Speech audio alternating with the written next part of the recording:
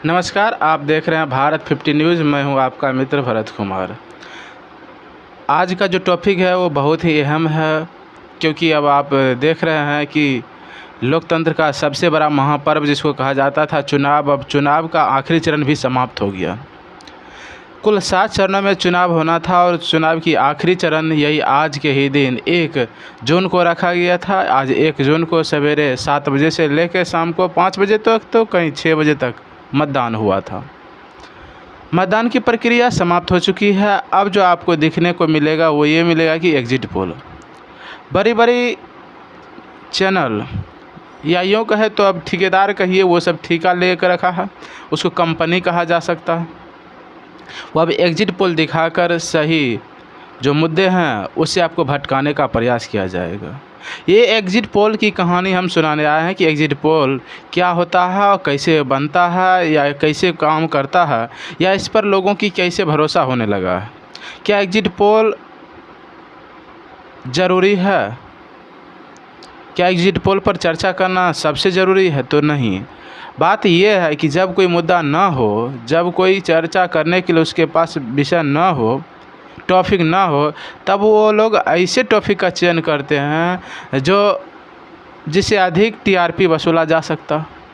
और AC room में बैठ कर के उसके लिए तो कोई काम करना नहीं है, बस एसी रूम में बैठ कर के ही अपने अपने आंकड़े दिखाने लगते हैं। यही एग्जिट पोल कहलाता। एग्जिट पोल अगर तैयार किया जाए वैज्ञानिक तरीके से, जो उसका फार्मूला है, जो उसका प्रोसेस है, वो ये है कि अगर 543 लोकसभा सीट पर चुनाव हुआ है तो वो 543 लोकसभा सीट की यात्रा करे, जो कि संभव नहीं है।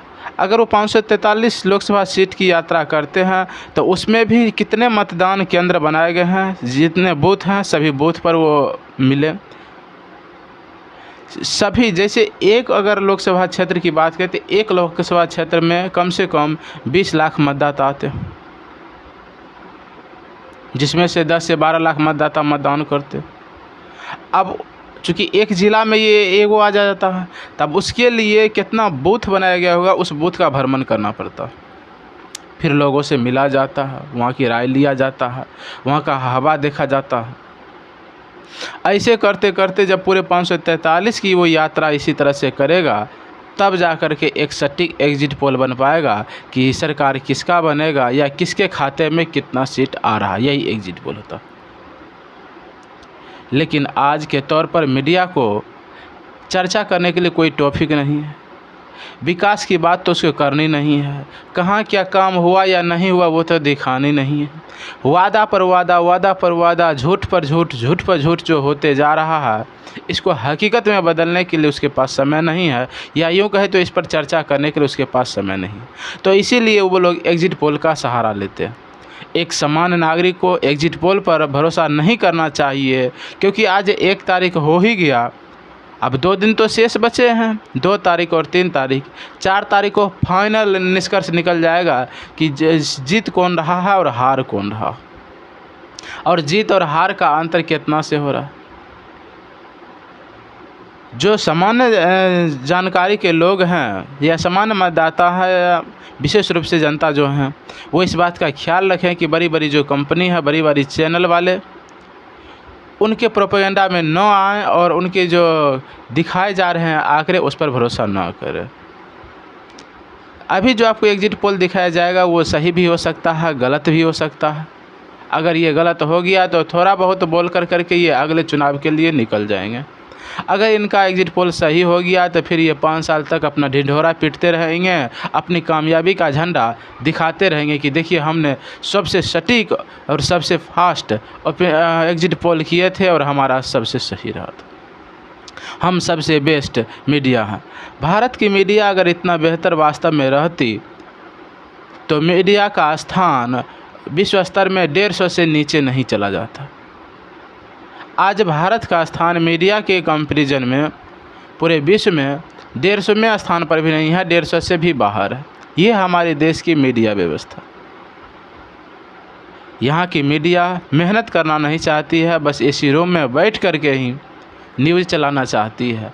तो जो एसी रूम में बैठ कर के न्यूज़ चलाएंगे उसको क्या पता चलेगा एग्जिट पोल, या फिर उसको फिक्स पैमाना कैसे पता चलेगा, कैसे पता चलेगा कौन हार रहा है कौन जीत रहा है, क्योंकि उसने कभी तो मतदाता से मिला नहीं, जनता से जाना नहीं कि इस बार कौन जीत रहा है और कहाँ से कौन जीत रहा है, कितना सीट कितना वोट से आगे बढ़ रहा है, आखिर पिछड़ रहा तो क्यों पिछड़ रहा है, इस बार जो वोट डाला जा रहा है उसका मुद्दा क्या है, किस मुद्दे पर वोट डाला जा रहा है।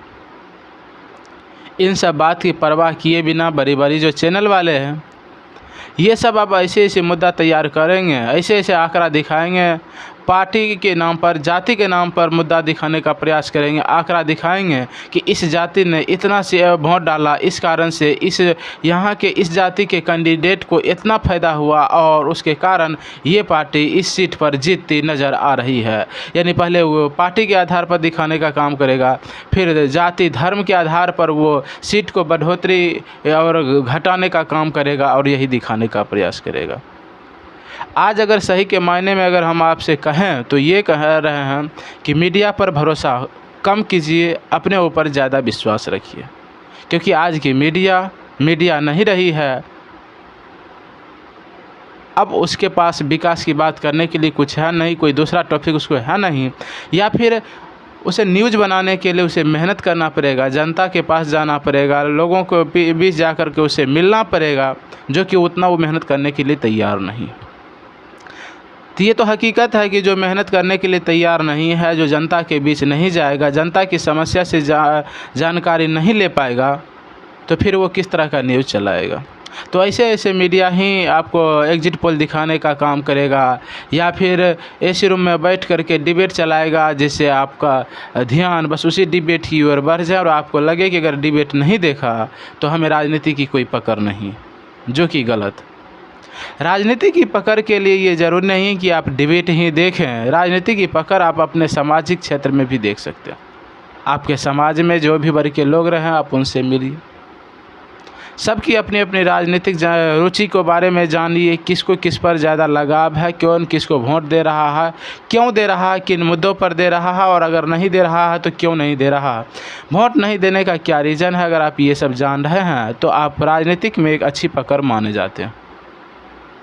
आज के तौर पर जो बड़ी बड़ी चैनल वाले हैं वो सब इतना करने के लिए तैयार नहीं है, क्योंकि उसके पास समय नहीं है, उसे पैसा मिलता है सिर्फ एसी रूम में बैठ कर करके मुर्गा लड़ाने का, वो लोग मुर्गा लड़ाने का काम करेगा। एग्जिट पोल पर भरोसा करना उचित नहीं है। हम आपसे विशेष रूप से आग्रह करते हैं कि आप एग्जिट पोल पर ज़्यादा भरोसा न रखें। 2 दिन और बचा है, 2 जून और 3 जून, 4 जून को तो परिणाम आनी ही आनी है। 3 बजे के बाद आपको एक तरफा परिणाम देखने को मिलने लगेगा। आपको एग्जिट पोल के नाम पर भड़काए जाएंगे, कुछ दिखाए जाए, ऐसे आंकड़े दिखाए जाएंगे जिससे आप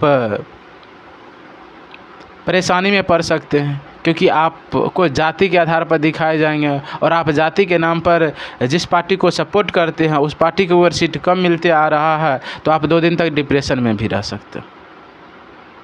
इसलिए हमारा सुझाव ये है कि आप एग्जिट पोल पर ना रह करके अपने आप पर भरोसा रखें और 2 दिन और इंतज़ार करें। जो भी चैनल वाले एग्जिट पोल दिखाने का प्रयास करते हैं वो समझो वो वोट डालने का काम कर रहे हैं,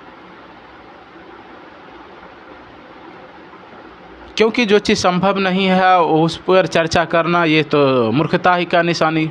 क्योंकि आपने कभी पब्लिक के पास गया नहीं, जनता से मिला नहीं, जनता की क्या समस्या है जाना नहीं, जनता किसको वोट दे रही है आपने पूछा नहीं, किस बात पर वोट दे रही है ये भी बात आपने जाना नहीं, और किसको वोट दे रहे हैं, क्यों दे रहे हैं, अगर नहीं दे रहे हैं तो क्यों नहीं दे रहे, इस बात की आपने कल्पना की नहीं, जानकारी लिए नहीं, तो आपका जो एग्जिट पोल रहेगा वो हमेशा गलत ही होगा। आप एग्जिट पोल आपको टीआरपी लेनी है, इसलिए आप एग्जिट पोल दिखाने का प्रयास कर रहे हैं। आज के समय में टीआरपी लेना ही सबसे बड़ी उपलब्धि माना जाता है, इसलिए टीआरपी लेने के लिए ही बड़ी बड़ी चैनल वाले जितने भी हैं वो आपको इस तरह का आंकड़ा दिखाने लगते हैं। जैसे अभी आपको कुछ आएंगे और कुछ दिखाने का प्रयास करेंगे एग्जिट पोल के रूप में कि बीजेपी को कितना सीट मिल रहा है, तो उसमें अमित शाह के द्वारा जो बयान दिया गया उसमें कहा है कि 400 पार, तो वो दिखाएंगे। कुछ ऐसे मीडिया होंगे जो आपको 400 पार भी दिखाएंगे। उसी में बीजेपी के एक नेता है, केंद्रीय मंत्री रहे हैं, पीयूष गोयल है। उन्होंने 370 सीट बताने का काम किए हैं कि बीजेपी को 370 आएगा, तो कोई चैनल वाले 370 दिखाएंगे। वही नितिन गडकरी की बात करें तो वो 400 प्लस की बात कर रहे थे बीजेपी को, साथ में सरकार बनाने की बात कर रहे थे कि हम लोग सरकार बना लेंगे, ये भी दिखाने का काम करेगा। आरएसएस के बारे में बताएगा कि आरएसएस बीजेपी को कितना सीट पर कह रही है कि इतना सीट प्राप्त कर पाएगी, तो उसके लिए कह रहा है कि आरएसएस के अनुसार 215 सीट आएगी बीजेपी को। वही राहुल गांधी के अनुसार बीजेपी को 150 से अंदर सीट पर सिमट जाएगी। अखिलेश के अनुसार बीजेपी 150 के अंदर सीट पर सिमट जाएगी। वही केजरीवाल के अनुसार बीजेपी 200 से कम सीट पर ही सिमट जाएगी। तो वही ममता बनर्जी के अनुसार बीजेपी 200 से अंदर सीट पर सिमट जाएगी।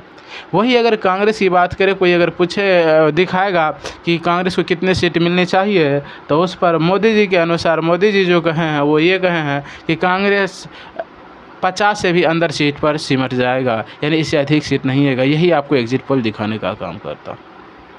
ये एग्जिट पोल सही नहीं है, सही तरीके से काम नहीं करता है, क्योंकि एग्जिट पोल तैयार करने के जो वैज्ञानिक तरीके हैं, फार्मूले हैं, उस प्रोसेस पर काम नहीं किया जा रहा है। सब एसी रूम में बैठ करके न्यूज़ चलाते हैं, तो इस बेसिस पर कोई अगर पोल हो, एग्जिट पोल हो, ये सब हमेशा गलत ही रहेगा। ये जनता को भड़काने की चाल है, जिससे जनता 2 दिन और अपने अपने वास्तविक मुद्दों से हट कर करके वही टीवी चैनल देखते रहे कि किस पार्टी को अधिक सीट दिखाने का प्रयास कर रहा है। अगर ऐसे में तो वास्तव बनता है कि जो पार्टी, जो जाति जिस पार्टी के समर्थक होंगे और उनको अगर जिस चैनल पर अधिक सीट दिखाया जाएगा, वो लोग उस चैनल को फॉलो करेंगे, उस चैनल के पीछे 2 दिन समय भर देंगे। लेकिन इससे कुछ उसको मिलने वाला नहीं है। जो आपको जो देना था, आपने मतदान दे दिया है, वोट डाल दिया है, अब आप नेता के पीछे रहिए, बस यही आपका भी काम बच गया। क्योंकि आप प्रश्न पूछ नहीं सकते हैं। देश की मीडिया इतना नीचे जा चुकी है कि देश की विकास हो रहा है या नहीं हो रहा है, ये दिखाने का कोई काम नहीं करेगा। ये वीडियो कैसी लगी, आप अपना सुझाव हमें कमेंट के रूप में देते रहें। अगर आप चैनल पर नए हैं तो लाइक, शेयर, सब्सक्राइब करते रहें।